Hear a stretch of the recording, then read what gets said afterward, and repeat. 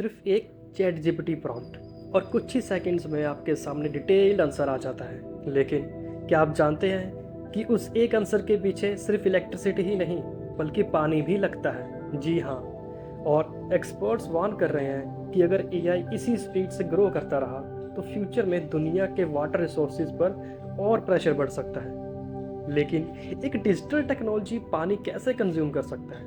आइए decode why. जब भी आप चैट जीपीटी या किसी एआई टूल से कोई सवाल पूछते हैं तो आंसर आपके फ़ोन या लैपटॉप के अंदर जनरेट नहीं होता। जी हाँ, आपकी रिक्वेस्ट इंटरनेट के थ्रू दुनिया के किसी बड़े डेटा सेंटर तक जाती है जहाँ हज़ारों पावरफुल कंप्यूटर्स मिलकर उसका जवाब तैयार करते हैं। और यहीं से शुरू होती है असली कहानी। आर्टिफिशियल इंटेलिजेंस यानी एआई एक ऐसा कंप्यूटर सिस्टम जो डेटा को समझने, पैटर्न्स आइडेंटिफाई करने और इंसानों की तरह जवाब देने की कोशिश करता है। लेकिन एआई किसी मैजिक से काम नहीं करता। इसके पीछे हज़ारों हाई परफॉर्मेंस कंप्यूटर चिप्स लगातार कैलकुलेशन करते रहते हैं, और जितना ज़्यादा कैलकुलेशन उतनी ज़्यादा हीट। और यहीं से शुरू होता है वो प्रॉब्लम जिसके बारे में बहुत कम लोग बात करते हैं।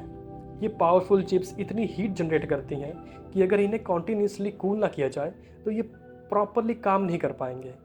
कई डेटा सेंटर्स में कूलिंग के लिए पानी का इस्तेमाल होता है, और जितना ज़्यादा बड़ा डेटा सेंटर उतनी ज़्यादा कूलिंग की ज़रूरत और उतना ही ज़्यादा पानी।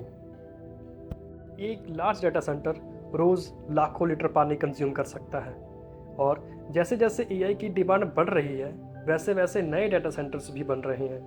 लेकिन असली कंसर्न तब शुरू होता है जब ये फैसिलिटीज़ उन एरियाज़ में बनाए जाते हैं जहां पहले ही पानी की कमी होती है।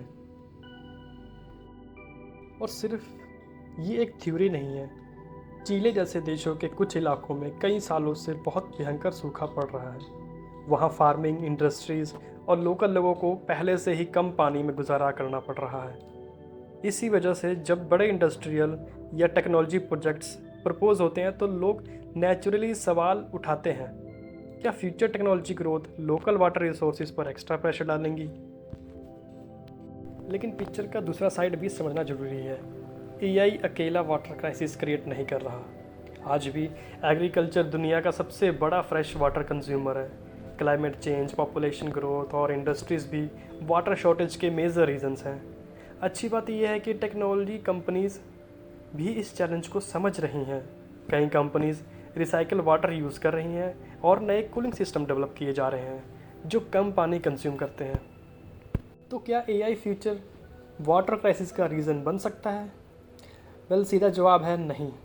लेकिन एआई इंफ्रास्ट्रक्चर की रैपिड ग्रोथ फ्यूचर में वाटर डिमांड को ज़रूर बढ़ा सकती है। इसलिए चैलेंज एआई को रोकना नहीं है बल्कि टेक्नोलॉजी और सस्टेनेबिलिटी के बीच सही बैलेंस बनाना है। हर नई टेक्नोलॉजी एक प्रॉब्लम सॉल्व करती है, लेकिन अगर हम उसके इम्पैक्ट को समझने की कोशिश ना करें तो वही टेक्नोलॉजी एक नई प्रॉब्लम भी क्रिएट कर सकती है। अगर आप भी ऐसे टॉपिक समझना चाहते हैं जो सिर्फ हेडलाइंस नहीं बल्कि उनके पीछे की सच्चाई बताते हैं तो डिकोड वाई को सब्सक्राइब ज़रूर कीजिए। हर हेडलाइंस के पीछे एक रीज़न होता है और हर रीज़न डिज़र्व करता है डिकोड वाई।